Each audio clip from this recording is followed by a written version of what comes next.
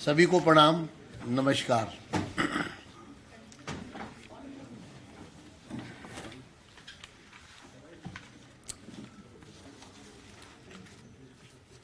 दिल्ली विधानसभा की गठन होने के पश्चात 8वीं विधानसभा के गठन होने के पश्चात पहला सत्र, जिसका सत्रावसान की कार्रवाई सुनिश्चित हो गई है, उसके समाप्त होने पर आप सबसे मिलने का मुझे अवसर मिला है। ये 5 सिटिंग का 5 दिन का ये सत्र, इसमें 5 दिन सदन ने अपनी कार्रवाई पूरी की है, अर्थात एक भी दिन सदन बिना अपने एजेंडा को पूरा किए हुए समाप्त नहीं हुआ। 18 घंटे और 18 मिनट, जैसे फ्लाइंग टाइम होता है ना, तो इस सदन का 18 घंटे 18 मिनट तक सदन की कार्रवाई चली है। और अंतिम दिन तो सारे रिकॉर्ड टूटे। सुबह 11 बजे कार्रवाई प्रारंभ हुई और साढ़े 6 बजे तक चली। वो भी हमारे एक सदस्य लवली जी की माता जी का देहांत का जो समाचार सदन के बीच में आया, तो 7 घंटे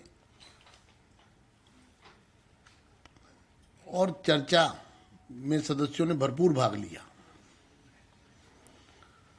और सदन में सदस्यों की उपस्थिति भी अंत तक पूरी तरह से बनी रही। कुल 5 दिन में 100 विभिन्न अवसरों पर 126 सदस्यों ने सदन में अपने विचार व्यक्त किए। ये भी अपने आप में एक रिकॉर्ड है कि नया सदन, जिसमें 100 विभिन्न अवसरों पर 126 सदस्यों ने अपने विचार व्यक्त किए।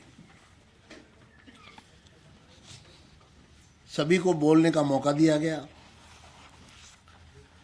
विपक्ष की तरफ से भी जितने नाम आए, नेता प्रतिपक्ष की द्वारा जितने नाम भेजे गए, सभी को बुलाया गया, सभी को मौका दिया गया। सीएजी की रिपोर्ट जो लॉन्ग अवेटेड थी, जिसे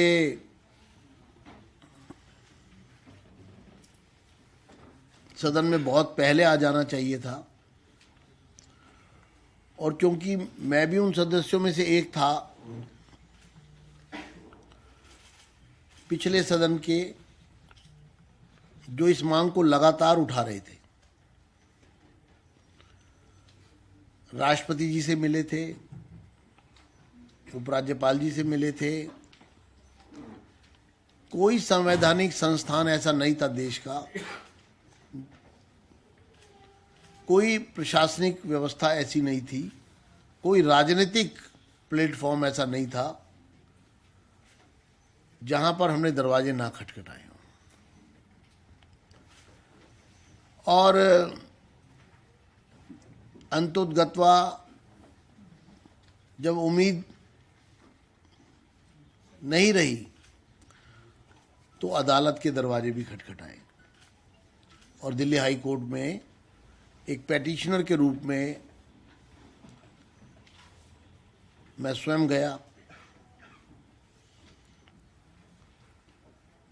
और कोर्ट को भी गुमराह किया गया।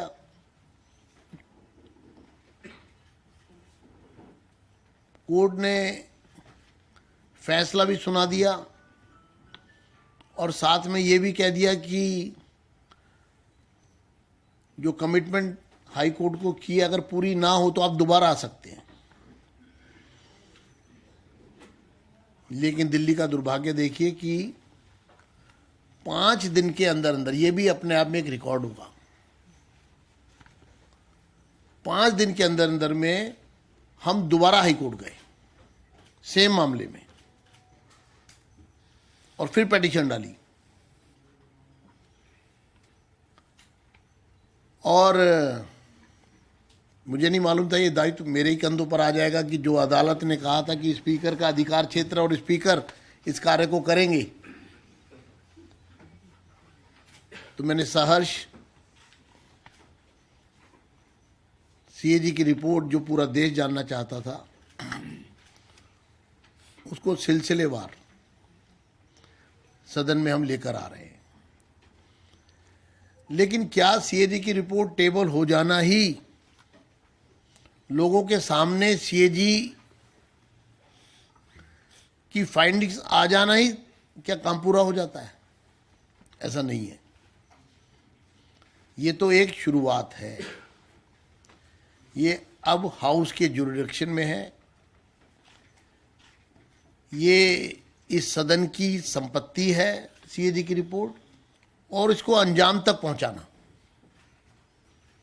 इसका भी दायित्व सदन के कंधों पर है, चेयर के कंधों पर है।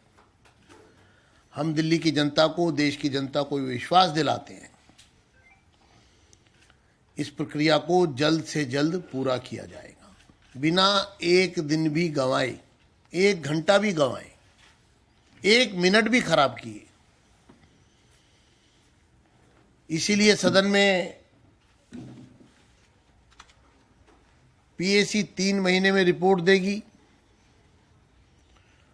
और क्योंकि पीएसी का गठन बजट सेशन में होगा,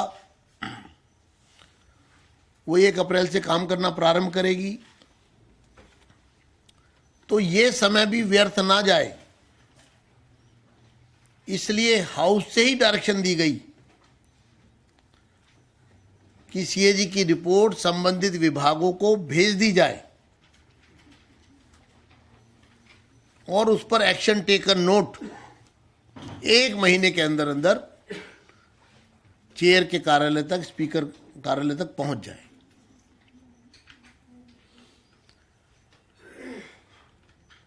दूध का दूध और पानी का पानी होना चाहिए, दोषियों को सजा मिलनी चाहिए, और दोषियों को सजा देने की जिम्मेदारी भी सदन की है। इसलिए आने वाले दिनों में इस सदन में बहुत बड़े बड़े महत्वपूर्ण फैसले लिए जाएंगे सीएजी के संबंध में। अभी हमने कुछ शुरुआत की है। पिछले 10 वर्ष मैं भी सदन का सदस्य था। सदन की परंपराओं, सदन के नियम कानून, रूल बुक का उपहास होता था, और सदन की बैठक बुलाने का जो रवैया था वो सर्वथा निंदनीय है। उसको कभी वो एक तरह का लोकतंत्र के इतिहास का एक काला अध्याय है। कैसे सदन को एक पॉकेट ऑर्गेनाइजेशन बनाया गया, कैसे सदन को एक पॉकेट ऑर्गेनाइजेशन से बढ़कर उसका बेजा इस्तेमाल किया गया, कैसे उसको राजनीतिक हथियार के रूप में इस्तेमाल किया। ये बहुत ही पीड़ा देने वाला काल था। इसलिए हमने तय किया है कि विधिवत सत्रवसान होंगे। जो स्थगित होते थे सदन अनिश्चित काल के लिए, प्रोरोग नहीं होते थे, साइनडाई होते थे सिर्फ। अब विधिवत प्ररोग होंगे, सत्रावसान होगा, और हमने पहले सत्र के सत्रावसान का कार्रवाई पूरी कर ली है। यानी अब बजट का जो सत्र प्रारंभ होगा वो इस विधानसभा का पहले वर्ष का दूसरा सत्र होगा। आपको ध्यान है 2020 से 25 तक साल में एक सत्र होता था, और उसके पार्ट 8-8, 9-9, 7-7, 10-10 भी हुए होंगे।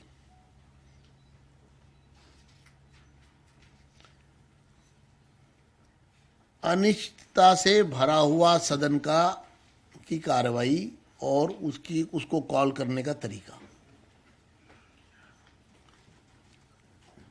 हम इस प्रथा को यहीं समाप्ति की घोषणा करते हैं। इस तरह सदन की बैठकें नहीं होगी। दूसरा हमारा कहना है कि ये जो सत्रावसान ना होने से नुकसान किस किस प्रकार से है। एक बड़ा नुकसान है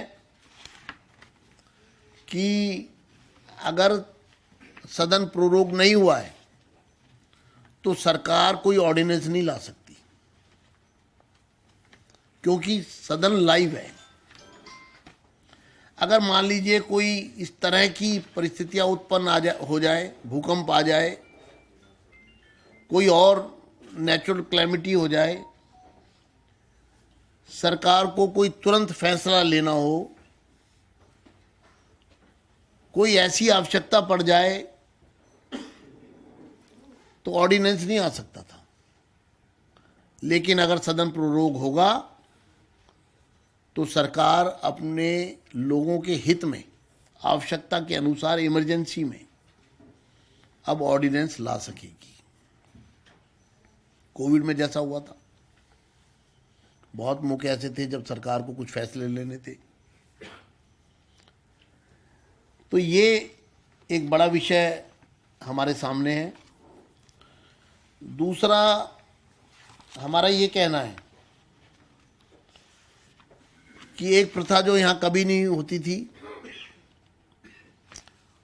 महामहिम उपराज्यपाल के अभिभाषण के पश्चात जब सदन में प्रस्ताव पारित होता था और इसकी जानकारी उपराज्यपाल महोदय को दी जाती थी, तो वो एक रस्म अदायगी होती थी। हम स्वयं महामहिम उपराज्यपाल जी के पास गए और उनसे मिलकर उनको जानकारी दी कि उपराज्यपाल के अभिभाषण पर जो धन्यवाद प्रस्ताव था वो सदन से पारित हो गया है। और खुशी की बात यह है कि संवैधानिक व्यवस्थाओं को सुदृढ़ करने के लिए मैं दिल्ली के महामहिम उपराज्यपाल जी की भूरी भूरी प्रशंसा करना चाहता हूं आज के इस अवसर पर। इस लोकतंत्र के मंदिर को मजबूती प्रदान करने के लिए उन्होंने रूल 19 के 8 के अनुसार, इस रूल बुक के अनुसार, क्योंकि मैंने कहा ना ये सदन रूल बुक से चलेगा, 19(8) के अनुसार महामहिम उपराज्यपाल कार्रवाई पूरी होने के पश्चात, जानकारी मिलने के बाद एक संदेश सदन को भेजते हैं, मैसेज, जिससे सदन के सदस्यों का, विधायिका का और सरकार का तालमेल और एक कॉमन कमिटमेंट दिल्ली के विकास की। ये एक ऐसा क्षण होता है अभिभाषण जब विधायिका और सरकार मिलकर एजेंडा तय करते हैं, और जब मिलकर एजेंडा तय करते हैं और वो जब तय हो जाता है एजेंडा, तो फिर उसके बाद जब उपराज्यपाल जी का संदेश आता है, सदन के समक्ष पढ़ा जाता है, तो उससे सदन के सदस्यों का मनोबल बढ़ता है। मैंने जब जानकारी जुटाई सचिवालय दिल्ली विधानसभा से, तो मालूम चला दिल्ली के उपराज्यपाल श्री वी.के. सक्सेना जी का ये पहला मैसेज आया है, इससे पहले कभी मैसेज नहीं आया। इसके लिए हम उनकी हृदय की गहराइयों से उनको साधुवाद देते हैं, उनका आभार प्रकट करते हैं कि उन्होंने एक नई शुरुआत इस असेंबली के लिए की है। मुझे इसके साथ साथ कुछ मेरे खट्टे मीठे अनुभव हैं, उनसे भी मैं अवगत कराना चाहता हूँ, जिन्होंने मुझे पीड़ा दी इन 5 दिनों के दौरान।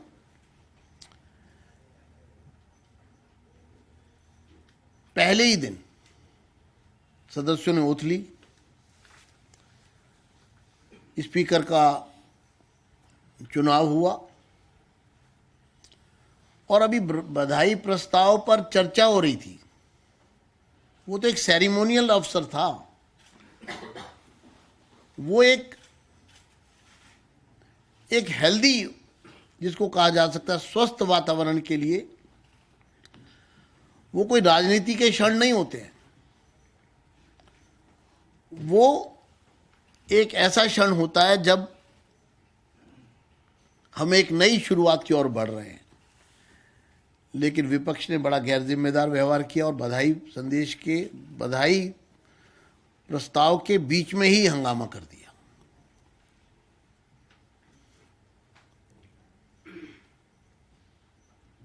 चेयर चाहती तो उस दिन भी कोई कार्रवाई कर सकती थी, लेकिन उस पीड़ा के क्षण में संयम बरता गया और विपक्ष को समझाने के बाद भी जब उन्होंने नहीं माना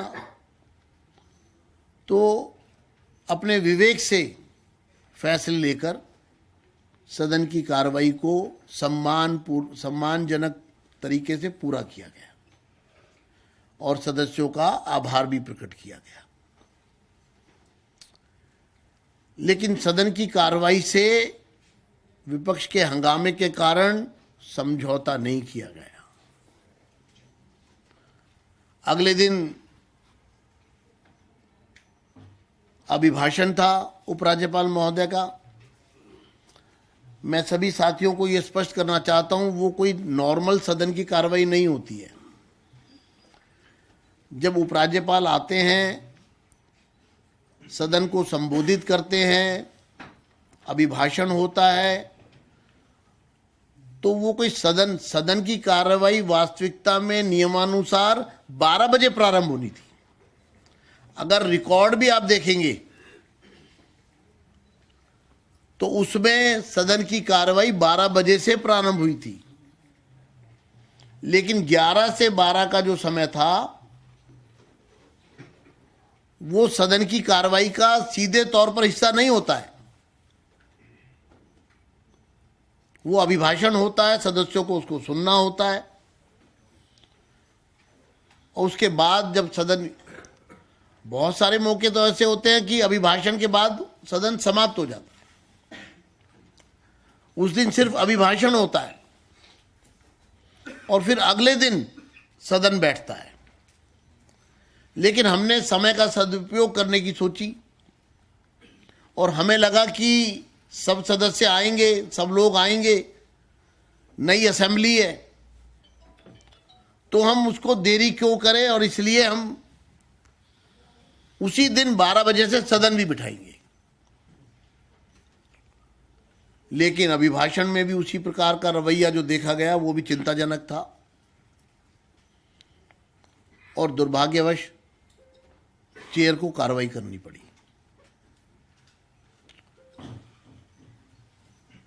और ये दोनों क्षण जो है पहली असेंबली के लिए मैं ये मानता हूं कि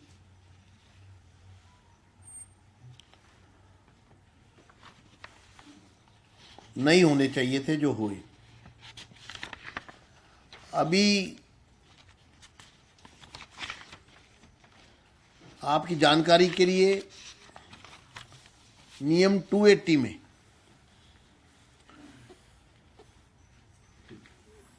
(280) नियम के तहत 109 109 नोटिस प्राप्त हुए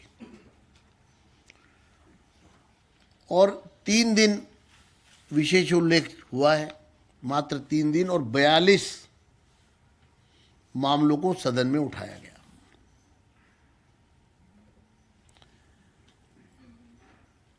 जिन्हें संबंधित विभागों को उत्तर देने के लिए भेज दिया गया है।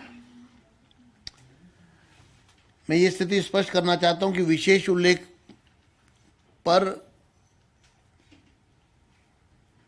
सदन की तरफ से काउंटर कार्रवाई की जाएगी और वो प्रारंभ हो गई है। यानी जो सदस्य अपना विषय रखेगा वो सिर्फ सदन में विषय रखने तक सीमित नहीं रहेगा,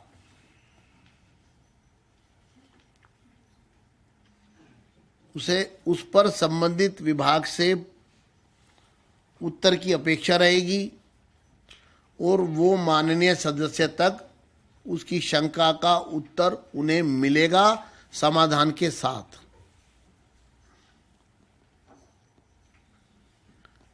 इसलिए इस सदन में हमने कॉलिंग अटेंशन भी लिया।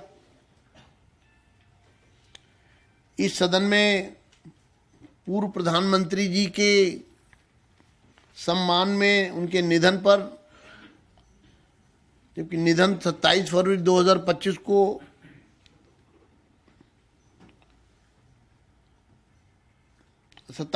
2025 को हमने श्रद्धांजलि अर्पित की। उसके साथ जैसा मैंने कहा कि कल बहुत ही अच्छा विषय था कि हमने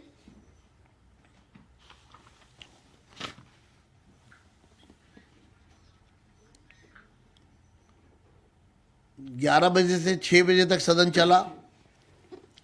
मैं सभी सदस्यों का आह्वान करता हूं कि वो ज्यादा से ज्यादा चर्चा में हिस्सा लें, सदन की गरिमा को बना के रखें। सदन की गरिमा से किसी प्रकार का समझौता नहीं हो सकता है। कल एक सदस्य ने सदन की गरिमा को ठेस पहुंचाई। सदन में उनको आग्रह किया गया, चेतावनी दी गई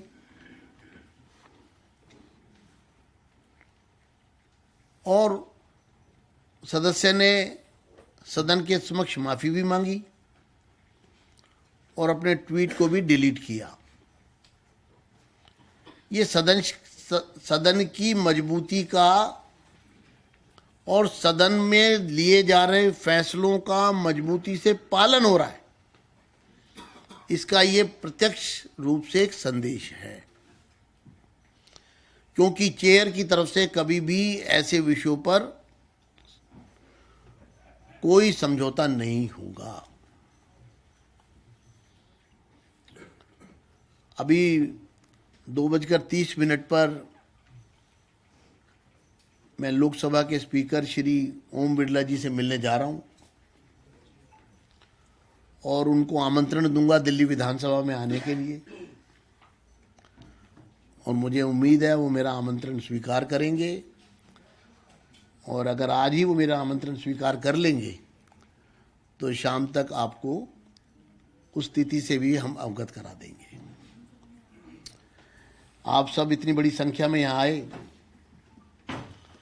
आप सबके आने से, आपकी उपस्थिति से, क्योंकि आप लोकतंत्र का चौथा स्तंभ हैं, इस पूरी कार्यवाही में आपकी भी बराबर की भागीदारी है। हम सब मिलकर के इस लोकतंत्र के मंदिर के 4 पाए हैं, 4 पिलर हैं। आप सोचिए, एक भी पिलर अगर सामंजस्य से नहीं चल रहा है लोकतंत्र को मजबूत करने के लिए, तो फिर शायद हमारे सपने अधूरे रहेंगे।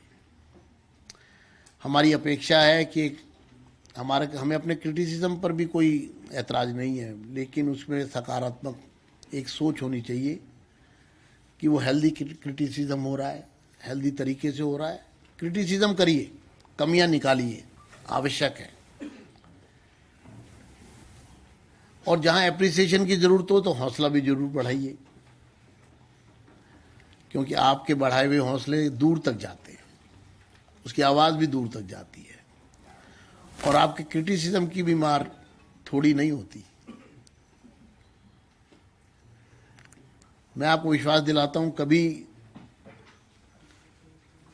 लोकतंत्र के चौथे स्तंभ के अधिकारों पर कोई किसी प्रकार का कुठाराघात हम नहीं होने देंगे।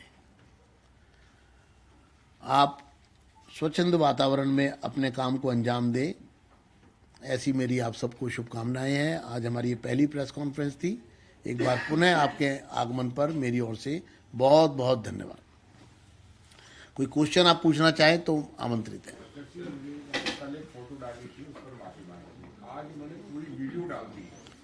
देखिए, अभी जो भी है स्थिति मेरी जानकारी में नहीं है, मालूम चलेगी फिर देखेंगे जब है। आम आदमी पार्टी का कहना है कि हमारे देश का जो पार्लियामेंट है उसमें भी उसके प्रेमाइसेस से बाहर नहीं निकाला जाता है, वो गांधी मूर्ति के बाहर प्रोटेस्ट करते हैं लोग। तो ऐसे में आप तो अंग्रेजी अखबार से आते हैं, मैं बस आपसे इतना चाहूँगा कि आप इतने बड़े अखबार के पत्रकार हैं तो आप जरूर अंग्रेजी के ज्ञाता होंगे। आप पूरे पत्रकार वार्ता को मेरी मदद कीजिए, और एक शब्द है प्रेजेंट्स, उस शब्द का वर्ड मीनिंग सबको बता दीजिए, जो इस रूल बुक में यूज किया गया है। प्रेजेंट्स ऑफ द हाउस, अगर आप बता सकते हैं प्रेजेंट्स ऑफ द हाउस का मीनिंग। प्रेजेंट्स का मतलब होता है परिधि, presents of the police station, यानी कि उनके अधिकार क्षेत्र की बाउंड्रीज। हाउस का प्रेजेंट्स है, इसकी ये चार दीवारी, ये क्षेत्र है, ये पूरा क्षेत्र है, ये पूरी तरह से स्पष्ट है यहाँ। इसको मैं दोबारा आप कहेंगे तो मैं दोहरा सकता हूँ, लेकिन शायद आपका समय कीमती है। सदन के पटल से इस बात को हम बता चुके हैं, और डेफिनेशन में भी स्पष्ट लिखा हुआ है। 277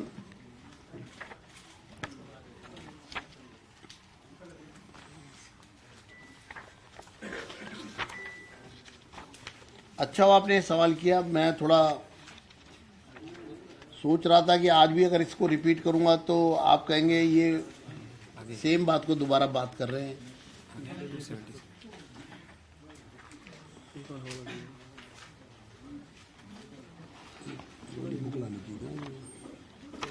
लेकिन आपको भी कई बार निकाला गया, तो विधानसभा परिसर के बाहर आपको तो नहीं निकाला गया।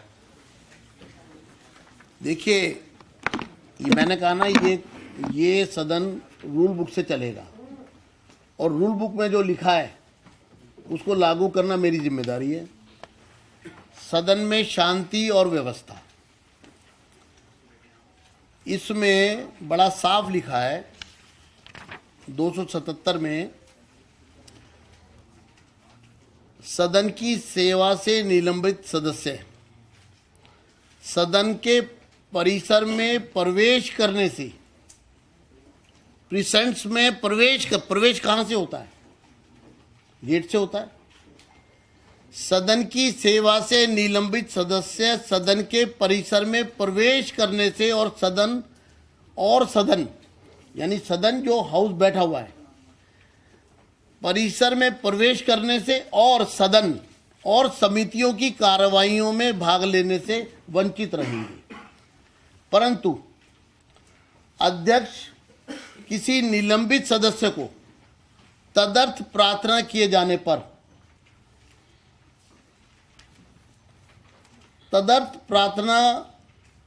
जाने पर सदन के परिसर में किसी विशेष प्रयोजन के लिए आने की अनुमति दे सकेंगे। अनुमति कैसे दी जाएगी? प्रवेश कहां से होगा? आप कहे तो मैं इसको इंग्लिश में भी पढ़ के बता सकता हूं। अब आप आ जाइए इसके सी पर, 277 के सी ग पे। सदन द्वारा निलंबित सदस्य सदन के परिसर को तुरंत परित्याग करने के लिए बाध्य होंगे। यानी जिस क्षण उनको बाहर कहा गया है उनको तुरंत सदन के परिसर से बाहर जाना होगा। किंतु ऐसा ना करने पर और अध्यक्ष द्वारा सदन का ध्यान इस ओर आकर्षित किए जाने पर कि बल का प्रयोग अनिवार्य हो गया है, निलंबित सदस्य बिना किसी और प्रस्ताव के सत्र की विशेष काल अवधि के लिए निलंबित हो जाएंगे। अगर वो इसको फॉलो नहीं कर रहे और सदन के समक्ष ये बात आ गई तो फिर कोई नया रेजोल्यूशन नहीं होगा, ऑटोमेटिकली वो रिमाइंडर ऑफ दी सेशन जो है वो बाहर हो जाएंगे। अब ये रूल मैंने पहले दिन कहा था, ये सदन रूल बुक से चलेगा। मेरा आपको खुला आह्वान है, मैंने जो पढ़ा है इसमें अगर आपको रत्ती भर भी कोई डिफरेंस ऑफ ओपिनियन है तो आमंत्रित है। सर पार्लियामेंट में भी तो यही रूल था। अब आज जाऊंगा लोकसभा स्पीकर साहब से पूछूंगा और उनको भी सलाह दूंगा कि वो भी इसका पालन करें और करवाएं। अच्छा ये भी सर सवाल उठता है कि विधानसभा कई बार सर परंपराओं से भी चलता है, तो आपके मामले में उस परंपरा को तो नहीं किया गया कि आपको बिल्कुल बाहर कर दिया? देखिए, परंपराएं तो मैंने कई शुरू की है नहीं, जैसे उपराज्यपाल महोदय जी का संदेश आया, सत्रावसान हुआ और रूल बुक के अनुसार 277 का इस्तेमाल हुआ। इसका मतलब अध्यक्ष जी, कहीं से तो शुरुआत होगी ना। अध्यक्ष जी आपको पता था, आपने उनको बताया नहीं थे कि ये रूल भी है, ये बाहर। देखिए, ऐसा है कि ये सवाल आप उनसे करेंगे तो ज़्यादा बेहतर होगा कि जो जो जो इन्होंने किया है वो आपने क्यों नहीं किया, तो ज़्यादा अच्छा लगेगा। 5 दिन के सत्र में आपने विपक्ष को तमाम रूल जो है पढ़ के सुनाए, उनको एहसास भी कराया। आपने एक बड़ा महत्वपूर्ण जो है अभी पूरा वक्तव्य में मुद्दा उठाया कि पिछली सरकार ने जो है ना सत्र का अवसान ही नहीं किया। तो इस रूल बुक में ऐसा कोई नियम नहीं है कि जिन्होंने पूरे विधानसभा का जो गलत इस्तेमाल किया, ये गलत इस्तेमाल कोई कार्रवाई की जा सकती? नहीं, कार्रवाई तो चलिए वो सत्र वो तो कार्रवाई तो जनता ने कर दी, लेकिन इस रूल बुक के अनुसार वो रॉन्ग था। ये अप्रोच जो है जिसका इस्तेमाल किया गया ये कैजुअल नहीं हो सकती, ये विशेष परिस्थितियों में होती है कि मान लीजिए कोई डिस्कशन कंटिन्यू हो रहा है और किसी कारण से उसको हमें 5 दिन 10 दिन का ब्रेक देना पड़ रहा है, तो हम इसका इस्तेमाल कर सकते हैं। आपको लगता है कि अभी जो डिस्कशन है इसके पार्ट 2 रखने हैं हमें 1 और 2, तो आप कर सकते हैं। यानी कि कुछ विशेष कारण पर ही कभी कभार परिस्थितियों के कारण, लेकिन इसको एक कस्टम बना लेना और उसी के आधार पर 5 साल और 10 साल सदन चलाना, ये नियमावली का घोर अपमान था। अभी मैं एक और आपको स्पष्ट कर दूं, क्योंकि आप भी बार बार ये चीज़ें आती हैं और आएंगी, जो सदन का माहौल बनाने की कुछ लोगों ने कोशिश की। कल नेता विपक्ष ने सदन में प्रश्न किया कि आप एक मेंबर को वो कुछ सदन को डिस्टर्ब करते और आप कहते आप बाहर जाइए, तो आप ऐसे कैसे कर सकते हैं? शायद आपने भी सुना होगा, सुना था आप लोगों ने। आतिश जी ने कहा था आप कैसे ऐसे, आपने एक आदमी ने शोर मचाया, एक ने डिस्टर्ब किया, जो भी मान लिया कर रहे हैं, और आप कहते हो आप बाहर जाइए, आप तो जैसे कोई सुल्तान बैठ गए यहाँ। तो मैंने उनकी जिज्ञासा भी तुरंत दूर की थी। वो भी मैं आपको बता देता हूं कि अधिकार अध्यक्ष के पास ऑलरेडी है। रूल 277 का पार्ट 1, अध्यक्ष व्यवस्था स्थापित रखेंगे और किसी सदस्य को जिनका व्यवहार उनकी राय में अव्यवस्थापूर्ण हो अथवा अध्यक्ष के प्रति अवज्ञापूर्ण हो, अध्यक्ष की बात नहीं सुन रहा है, नहीं मान रहा है, अव्यवस्था हो रही है जिसके कारण सदन से तुरंत बाहर चले जाने का निर्देश दे सकेंगे, और जिस सदस्य को इस प्रकार बाहर चले जाने का निर्देश दिया जाए वह तत्काल सदन से बाहर चले जाएंगे और उस दिन के बाकी समय में अनुपस्थित रहेंगे। इसमें अध्यक्ष को ना तो किसी को पूछने की जरूरत है, ना इसके लिए कोई प्रस्ताव लाने की जरूरत है, ना इस पर कोई टीका टिप्पणी करने का किसी के पास कोई अधिकार है। तो इसलिए मैं सदन के सभी माननीय सदस्यों से अनुरोध करूंगा, पक्ष और विपक्ष के, कि सदन की गरिमा को बना के रखेंगे तो 277(1) का कम से कम इस्तेमाल होगा। लेकिन अभी मैं देख रहा हूं कि जिस दिन विपक्ष आया उस दिन कई बार 277(1) का इस्तेमाल मुझे करना पड़ा। बस अब तो आज तो खाना भी ठंडा हो जाएगा। बहुत सी परंपरा, आपने बहुत एक- सी परंपराएं बदली हैं, हाँ जी। बहुत से नियम लागू किए हैं। तो क्या इस बार जैसे अक्सर होता है कि सदन में जो ऑफिसर्स गैलरी होती है वहाँ पे अधिकारी होने चाहिए और सदस्य कहते हैं कि अधिकारी नहीं। अरे जनाब देखिए आगे क्या आगे इस बार- होता है इस क्या, बार- इस बार कोई ऐसा सुनिश्चित करेंगे कि आपकी जो क्वेश्चन आवर और नियम- जो सदन के सदस्यों की मांग होगी, अधिकार रहें। सदन की गरिमा, सदन के सदस्यों की गरिमा को बनाए रखना ये मेरा दायित्व है, मेरी जिम्मेदारी है। सदन के सदस्य जो भी अपेक्षा करेंगे सदन से, वो उस पर पूरा ध्यान देकर और जस्टिफिकेशन के साथ उसको किया जाएगा। अभी आपने कहा कि 280 के तहत अब सवाल जो है सिर्फ रख के नहीं जाएंगे, उसका समाधान भी लिया जाएगा। जी पहली बात तो 280 सवाल नहीं है, 280 है स्पेशल मेंशन होता है, विशेष उल्लेख। तो उसको जो ATR आप मांगेंगे उसका कोई टाइम लिमिट आप रखेंगे? हाँ बिल्कुल, वो तो टाइम बाउंड ही होता है। सर एक सवाल ये है कि जो कैग के मुद्दे पर आतिशी जी ने जिस तरह मैं देखा था कार्रवाई, उसमें आपने कहा कि गुमराह करा, उन्होंने कुछ फैक्ट ऐसे रखे जो गलत थे। हाँ क्या उस पर बिल्कुल, ये तो बहुत ही बड़ा विषय आपने, अच्छा हुआ आपने कहा।